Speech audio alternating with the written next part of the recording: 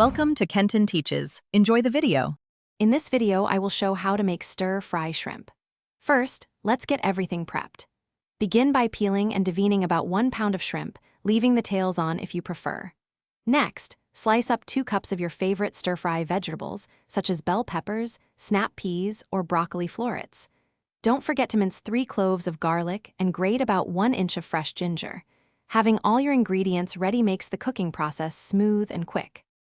Now, let's create that delicious stir-fry sauce.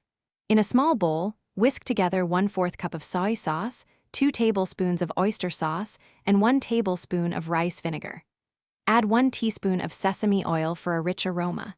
To ensure a perfect consistency, stir in 1 tablespoon of cornstarch. A little honey or brown sugar can be added for a touch of sweetness, balancing all the savory notes beautifully. Time to cook. Heat 1 tablespoon of high smoke point oil in your wok or large skillet over high heat. Add the shrimp and cook for just 2 to 3 minutes until they turn pink and opaque, then remove them. Next, add your prepared vegetables and stir-fry for 3 to 5 minutes until they are crisp tender. Finally, return the shrimp to the pan, pour in your sauce, and cook for another minute or 2 until it thickens nicely.